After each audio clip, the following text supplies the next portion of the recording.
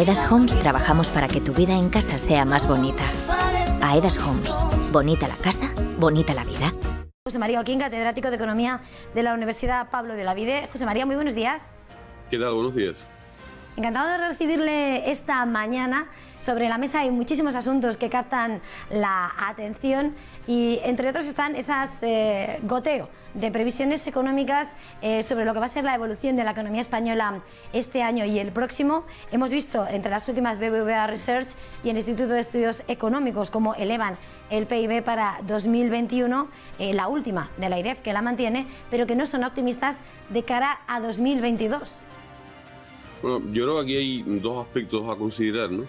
Como estamos ahora mismo en un nivel de PIB muy bajo, porque estamos hablando de 2020 para ver el incremento que vamos a tener en 2021, es normal que ante un PIB muy bajo el crecimiento de este año sea muy alto, ¿no? Y en cambio el que viene, que se hará sobre 2021, pues no lo sea, por lo cual es lógico que tengamos un crecimiento mayor en 2021 porque veníamos de una posición, como digo, de mucha recesión económica, y en cambio en 2022 pues no tengamos ese crecimiento tan alto. Yo a eso no me parece una cosa bastante lógica y no hay por qué alarmarse o pensar que es que la senda de crecimiento se va a parar, ¿no?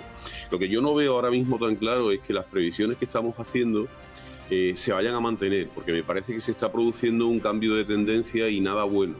En la medida en que los contagios siguen hacia arriba, el turismo que pensábamos que íbamos a tener un buen verano, me parece que no va a ser tan bueno como pensábamos en un principio, y eso puede hacer que incluso las previsiones que tenemos ahora, que estamos haciendo para este año, igual a final de año vamos a ver que no son tan elevadas, ¿no? Porque no sé, yo he hablado mucho del Charleston años 20, que vamos a ir creciendo y tal, pero el tema de los contagios sigue ahí, y también la manera en que la sociedad los está entendiendo y los políticos lo están entendiendo, ¿no? Porque otra vez vamos a ir a confinar, a cerrar, a limitar una serie de horarios para que la gente pueda salir, y todo eso en un país tan de servicios, tan turístico como es este, pues me parece a mí que va a tener un efecto que quizás no sea positivo. Normalmente cuando los economistas y los centros de investigación hacen previsiones económicas, lo hacen pues descomponiendo datos del pasado y calculando así el futuro, ¿no? Y una de las descomposiciones que hacen es calcular la tendencia, ¿no? Entonces se basan en la tendencia que llevamos para proyectar hacia adelante, ¿no? Pero si esta tendencia cambia, eso es muy difícil de prever, ¿no? Y la pandemia lo que nos está enseñando es que la tendencia cambia muy rápidamente, ¿no? Y cambia a golpe de contagios, a golpe de noticias, a golpes de cómo la sociedad pues está captando esto y cómo otros países de nuestro entorno, que son nuestros principales clientes en el turismo, pues toman medidas, ¿no? De decir, pues a Baleares no vayas, a España no vayas, y todo esto yo creo que va a afectar, ¿no? Para dudas, ahora querría continuar con lo que se habla sobre los números de la radiografía económica española, pero el turismo nos afecta muy de lleno y en general a cualquier lugar que se pone en lista roja. Lo acabamos de ver en ese encuentro de Angela Merkel con Joe Biden reclamando que Estados Unidos abra la mano y que retire esas limitaciones, esos consejos, prohibiciones para viajar a Europa, porque se necesita ese turismo internacional.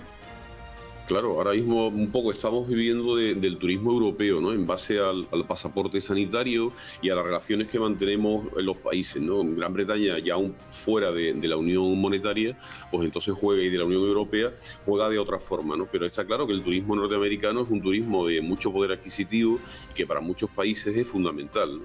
Sobre todo creo yo que para Francia, ¿no? Y entonces un poco, si ese turismo se te queda tan bien parado, pues estás teniendo ahí una pérdida de demanda agregada. Pensemos que el turismo en la demanda agregada entra como una exportación más que hace, ¿no? Es un servicio que está exportando, ¿no? Entonces tira de la demanda agregada y eso tira de la producción, y es un sector que además genera mucho empleo porque requiere mucho trato personal, ¿no? Y esto es lo que está notando un poco tanto la economía alemana, la francesa también, y sobre todo España, ¿no? Que tiene una dependencia del sector turístico más alto que Francia y que Alemania en porcentaje de lo que supone en nuestro PIB, ¿no? Por tanto, a ver si lo consigue. Yo creo que todavía va a tardar mucho y que en este año, hasta que la vacunación no vaya mucho más arriba y el nivel de contagio se vaya frenando, va a ser difícil, ¿no? que nos encontremos en ese entorno. Volviendo a lo que son las cifras que dibujan lo que es la salud de la economía española, en las últimas horas la AIREF ha vuelto a poner el acento, ha llamado la atención sobre el nivel elevado de deuda que cuenta España. Sí. Ahora mismo se tiene que gastar para sacar adelante al país de esta situación, hay que invertir en esa recuperación, pero por una parte pide un plan fiscal creíble que recoja exactamente lo que va a ser el impacto del plan de recuperación, y aún así y paralelamente dice, bueno, hay que tener cuidado que la deuda es una de las grandes vulnerabilidades y ya está alcanzando cifras más preocupantes.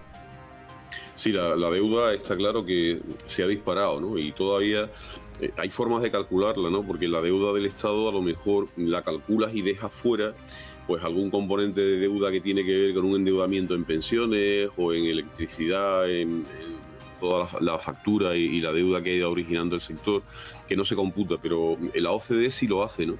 Y la OCDE nos está dando una deuda del 140% del PIB ya. Entonces es una deuda muy importante, ¿no? Claro, esta deuda, ahora mismo Europa, en su acuerdo que tiene de pacto de estabilidad, pues lo que viene a decirnos es: debes de tener un déficit público del 3% y una deuda del 60%. Bueno, esto ahora mismo prácticamente Alemania tiene un poco más de deuda, pero el resto no lo tiene, ¿no? Y además con deudas muy elevadas. Entonces te dice, tienes que marcar un plan de estabilidad dinámico en el cual tú me digas en 4, 5, 6, tantos años cómo lo vas a alcanzar esos objetivos, ¿no? Y esto es lo que la AIREF está diciendo, ¿no? Vamos a intentar plantear ya un plan de estabilidad antes que nos lo impongan. Porque lo peor que nos puede pasar es que lleguemos a 2023 y que entonces Europa nos diga, no me creo ya lo que está ocurriendo, no podéis seguir con un 8 o un 9% de déficit público y lo tenéis que frenar de una manera drástica y de esta manera. Porque eso supondría tener que elevar muchísimo los impuestos y tener que reducir el gasto público. Entonces, si la economía española es la que dice, yo entiendo que me he pasado por el gasto público, lógicamente por la pandemia, porque tengo que mantener la economía arriba, esto ahora mismo lo entiende todo el mundo, las cifras de deuda se me han ido, esto ahora mismo lo entiende todo el mundo, pero mi plan a partir de 2023 para ajustar esto va a ser este. Y si ese plan es creíble, entonces nos dejarán tranquilos y podremos tener una senda de crecimiento, a lo mejor este año creciendo el 5, el año que viene creciendo el 4 y el resto de los años creciendo un 2,5 o un 3. Y si esto lo conseguimos en una senda de 4, 5, 10 años, entonces la deuda se va estabilizando y los datos empiezan a ser creíbles sin que tengamos que volver a una segunda recesión. Porque España siempre ha salido de las recesiones en W. Es decir, primero caemos, después parece que nos estamos recuperando como nos está pasando ahora, pero después tenemos que volver a ajustar la economía y entonces viene la segunda parte del W, que no es tan pronunciada como la primera, ¿no? Y a partir de ahí sale, ¿no? Entonces esto es un poco lo que están diciendo. Yo creo que con acierto y me parece que deberíamos de empezar a plantear esto. Yo creo que el gobierno lo tiene en la cabeza, ¿no? Y porque hay reflexiones que van haciendo en el Ministerio de Hacienda y en el Ministerio de Economía de que, bueno, junto con el dinero que nos va a llegar, que va a facilitar que el déficit no se vaya mucho más arriba, pues que podamos mantener esa tasa de crecimiento y de ajuste fiscal, ¿no? Que es un poco lo que nos van a pedir, ¿no? Entonces me parece razonable que lo hagan. Estaba poniendo sobre la mesa esas palabras que recuerdan a tiempos pasados, ¿no? De que Europa nos vaya a decir que Troika aparecen esos spreads en la deuda. No gusta demasiado, suena demasiado desalentador, mientras estamos esperando, como dice, ese impulso o esa W de nuevo en nuestra recuperación. Y en este contexto hemos escuchado a la vicepresidenta primera, ministra de Asuntos Económicos, que es esa gran voz de Bruselas en nuestro país, o la que mayor confianza traslada a Bruselas, que ha reclamado a las comunidades autónomas que se alineen con los objetivos del plan de recuperación para que realmente el impacto sobre la economía española sea significativo, porque el temor está en que lleguen los fondos pero no lleguen a generar lo que tienen que producir en la economía, porque no se haga bien. Claro, es que los fondos no vienen para gasto corriente, no vienen para cubrir una serie de, seguramente, necesidades, ¿no? que tenemos en unos aspectos de los servicios públicos, como por ejemplo en el tema sanitario, o mucho gasto corriente que hemos tenido que realizar en bienestar social, ¿no? en ayudas a las personas que los necesitan. No vienen para eso hay cantidades, pero no es el centro, ¿no? El centro es para dinamizar el país, para hacer un país diferente, para que España dentro de unos años pueda tener un nivel de renta alto y con ese nivel de renta alto los problemas estructurales que tenemos ahora mismo pues se hayan resuelto, ¿no? Habéis hablado también del tema de la pobreza y de lo que en cierta medida está diciendo o está indicando los bajos niveles de renta que tenemos y también de salario, pero es por falta de productividad, porque el tejido productivo español, hay empresas maravillosas que tienen unos niveles de productividad, es decir, de valor que crean por hora de trabajo muy elevado, pero hay una parte muy importante que no es así, ¿no? Entonces esto es lo que se quiere cambiar, ¿no? Y junto a eso una serie de tendencias que estaba, como es el coche eléctrico, todo el cambio energético, que parecen evidentes en la sociedad que tenemos, entonces vamos a impulsarlo, ¿no? Y España es un país en buena posición, tiene mucho sol, tiene mucho viento y podemos hacer grandes cosas en eso y convertirnos en auténticos líderes. También somos grandes productores de automóviles, ¿no? Y podemos ser también ahí líderes en fabricación de coches eléctricos y de coches no contaminantes. Por tanto, nos va a dar dinero en esa dirección. Entonces, claro, esa dirección hay un control que se puede hacer desde el gobierno, pero como somos un país que tiene muchísimas competencias transferidas a las comunidades autónomas, si las comunidades autónomas cada una va a su bola y un poco no están ajustándose a estos parámetros, nos podemos encontrar con dos problemas al menos, ¿no? El primer problema es que gastemos mal. Y que cuando gastemos mal Europa diga, yo no te he mandado el dinero para eso, ¿no? Y el segundo problema es que no nos dé tiempo a gastar. Es decir, que no seamos capaces de gastar el dinero que nos manda Europa, ¿no? Porque Europa manda el dinero, pero tiene su burocracia, tiene su sistema de control. Siempre está diciendo estos españoles que se lo gastan mal con el dinero que le hemos mandado y tal, de esas cosas. Pues entonces, en esta oportunidad que tenemos, lo tenemos que hacer bien. Y a mí me parece bien que el gobierno diga, vamos a remar todos en la misma dirección. Que no me venga una comunidad autónoma diciendo yo esto no, yo esto sí, sino que todos vayamos y también a mí me corresponden tantos millones, a mí no sé cuánto, son programas para hacer cosas, para cambiar el país, ¿no? Entonces el país seguramente va a cambiar en algunas comunidades de una manera y en otras de otra, porque algunas tienen energía solar y otras tienen fábricas de coches y otras tienen otro tipo de sectores productivos que son estratégicos en este momento, ¿no? Entonces, bueno, a ver si lo conseguimos. Lo que pasa es que, bueno, ya sabemos, ¿no? Estamos en un país absolutamente endemoniado, en que siempre nos estamos echando en cara a las cosas que nos dividen, y esta es una gran ocasión para avanzar todos juntos, ¿no? A mí me gustaría recordar que cuando España ha ido bien es porque hemos tenido proyectos en común, ¿no? Entonces la primera fase en que nos fue bien, teníamos el proyecto años 80 y tantos, ¿no? A partir de la crisis del 82, y era entrar en la Comunidad Económica Europea, ¿no? Y entonces era un proyecto que nos unía, ¿no? Nos tenía todos juntos, ¿no? Después tuvimos la crisis del 93 y a partir de ahí otra vez iniciamos una buena secuencia de crecimiento, pero teníamos otro proyecto que nos unía, que era el euro, entrar ahí, ¿no? Después de eso ya nos quedamos sin proyecto, entonces empezamos cada uno a ir a lo nuestro, ¿no? Yo quiero ser esto, yo quiero ser aquello, yo no estoy de acuerdo con tal, y ahora nos viene otro proyecto exterior, porque lo que nos une son siempre proyectos exteriores y europeos, ¿no? Entonces ahora nos viene este nuevo proyecto de hacer un país distinto ya en el tejido productivo, cosa que hasta ahora pues no lo hemos metido mano, ¿no? Hemos estado más entrar en la Unión Europea, el tema del euro, un tema monetario, pero ahora vamos a actuar ya en la productividad, en lo que realmente tenemos que hacer para ser un país de futuro, ¿no? Entonces, bueno, a ver si esto conseguimos que nos una, ¿no? Y dejamos fuera una serie de cosas y planteamos un proyecto común de país, ¿no? España lo que necesita es una estrategia de país. Igual que las empresas tienen su estrategia varios años, pues los países también lo tienen, pero España lleva muchos años sin estrategia. Estaba señalando una estrategia de país y advertía al mismo tiempo que la aplicación de este plan de recuperación finalmente o da por hecho que anticipará cómo habrá desigualdades en cómo se vean los frutos en un sitio o en otro según la comunidad autónoma.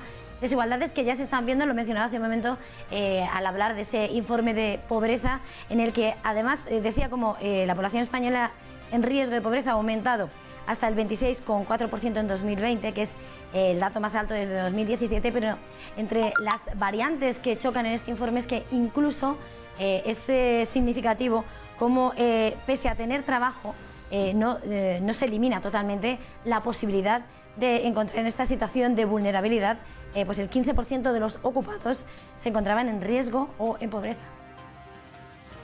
Bueno, el tema de la pobreza es un tema relativo, ¿no? Porque lo medimos, ¿no? Intentamos saber, pues, las personas que están en esta situación, ¿no? Entonces, es un tema relativo, es decir, no no estamos hablando de pobreza absoluta, de gente que no tenga para comer, ¿no? Que por supuesto también los hay, ¿no? Pero estamos hablando de pobreza relativa. Esto se mide de la siguiente manera: se coge la persona que tiene el nivel de renta más alto del país y el que tiene el nivel de renta más bajo. Y ahora se establece la mediana, no la media, la mediana, el valor medio, ¿no? Y ahora sobre esa mediana se calcula el 60%. Y las personas que están por debajo del 60% son personas que están en riesgo de pobreza. ¿Esto qué significa? Significa que si tenemos ahora mismo una sociedad por el cambio tecnológico, quizás también por componentes institucionales, ¿no? Pero tenemos una sociedad en que hay gente que tiene mucho dinero, que gana mucho dinero, sobre todo personas que están metidas en la revolución tecnológica y que están metidas en todo este mundo que se nos ha venido encima muy rápidamente y que tienen niveles de renta muy elevados, ¿no? Y después tenemos también personas que están con trabajos temporales, trabajando cada 6 meses en una cosa distinta, que prácticamente no pasan de los 1.000 euros, ¿no? Entonces, claro, cada vez se nos está quedando más personas abajo, mientras que los demás van subiendo, ¿no? Y eso es lo que hace que haya más personas en riesgo de pobreza. Y lo tenemos que entender así, ¿no? Claro, la solución, ¿dónde está? Ayudas sociales y tal, por supuesto, sí, vale, pero la solución a largo plazo no está ahí. La solución está en hacer que esas personas generen valor, que sean productivos y que vayan subiendo sus salarios, pero que vayan subiendo sus salarios porque producen valor para las empresas los quieren contratar y al quererlos contratar no van a despedirlos si son personas que están produciendo ahí, ¿no? Entonces yo creo que ese es el cambio que tenemos que dar y Europa marca en esa dirección, ¿no? Claro, la situación de pobreza, de coyuntura que tenemos ahora también es lógica porque la economía ha caído y se nos ha ido a los niveles que teníamos en 2008, antes de la otra crisis. Estamos más o menos por ahí. Entonces han pasado casi 20 años y estamos en donde estábamos. Entonces ha sido una década y media de momento perdida, ¿no? Para el crecimiento, y si el país no crece, los niveles de renta por habitante pues no crecen y el bienestar que tenemos todos no crece y los precios siguen subiendo de los distintos componentes que son necesarios para vivir, ¿no? Sí, de hecho no nos va a quedar tiempo, pero entre los que se necesita para vivir está ese recibo de la luz que se ha encarecido un 35% en la primera quincena de este mes de julio, ya con el aire acondicionado en marcha. José María Oquín, catedrático de Economía de la Universidad Pablo de Olavide, muchísimas gracias por acompañarnos esta mañana y hasta la próxima. Feliz fin de semana. Un placer, buenos días a todos.